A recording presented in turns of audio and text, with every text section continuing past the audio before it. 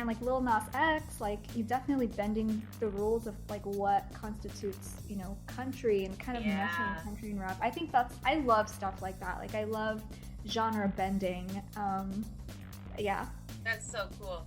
Genre bending, like it's really nice that, you know, musicians today aren't just putting themselves into these, you know, these genre restrictions. And honestly, I feel like David Bowie kind of did it best when he had that different persona for, you know, each different album and like each different like tour. And so you're seeing a lot of that implemented now as well. And that'd be really cool. It'd be cool if you did an album where like literally each song has like completely different sounds.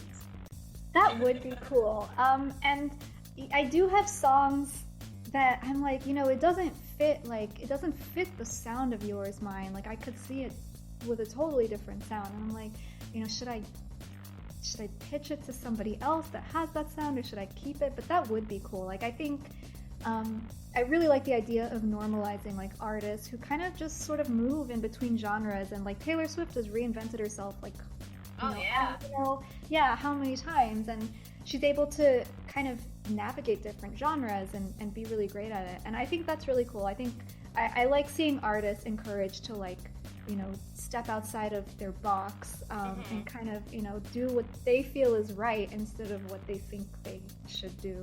Yeah. Oh, absolutely. So what would you say is the best piece of advice that you've been given in, you know, in regards to music, not just like, you know, in your life generally? Yeah. I think it's listen to your gut and have patience. I feel like those are the two that I feel like, you know, when I am making decisions now, I'm like those two bits of advice don't fail me. And yeah, I think there's kind of, you know, when you're young, you think, okay, you know, I'm gonna rough it for a year. I'm gonna live in my car and like eat ramen every single day until I, you know, make it. And I mean, some people think that does happen, but I think it took me, I had to kind of realize that this is sort of, it's a journey and it's a long game. And so patience is super important. Yeah.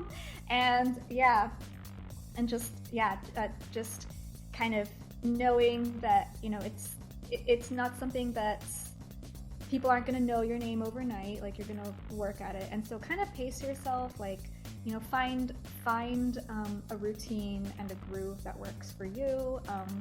I was at the Tin Pan South Songwriter Seminar, and one of the bits of advice that was given to us was like, make sure your basic needs are met, which is, you know, like such a, you would think, it feels like such a common sense thing, but I think it's something that we don't always think about, is like, you know, how can I kind of keep going at this long game in a way that I won't leave me mentally, physically drained, and, you know, because then that'll make you want to quit. And so you want to find a rhythm that, you know, that you can sustain for years. Exactly.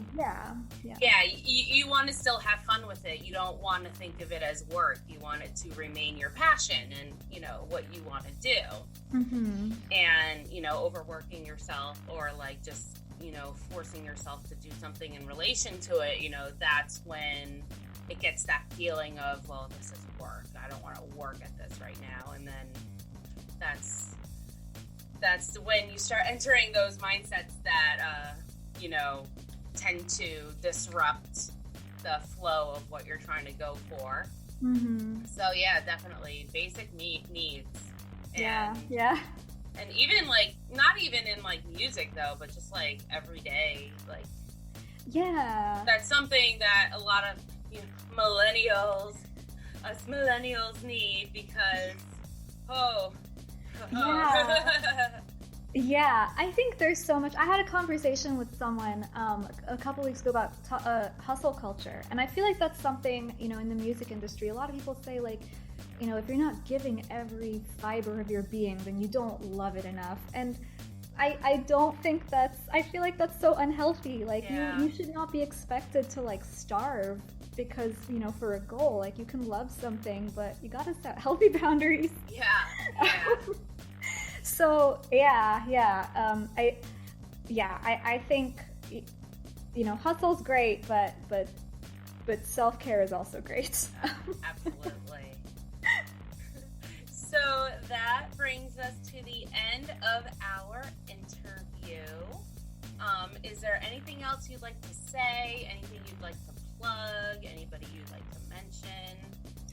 I think, just, you can stream the song. And thanks for listening. Thanks for having me. It was so great meeting you and talking to you. So,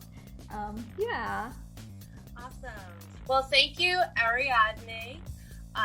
We can find you on Spotify under Ariadne Mila. You have an Instagram, and that is ariadne.mila. Mm-hmm. We didn't talk about Simba the Schnauzer at all. How dare you? Well, I guess how dare me, because I read the question. He's got, you guys can check him out on my Instagram. He's there. So I'll plug my dog. Check out my dog. He is something else. And I feel like anybody that I have Zoom calls with, anyone that like I co-write with over Zoom, like they all know him because he makes an appearance at one point. So, yeah. Awesome. Well, thank you, Ariadne. It was a pleasure having you on the show. And thank you, listeners, for listening to the Raffa Music Show with me, Raffy, on Studio Blue Radio. Bye! Thank you for listening to Raffa Music Show by Raffaela Madaffari, only on Studio Blue Radio.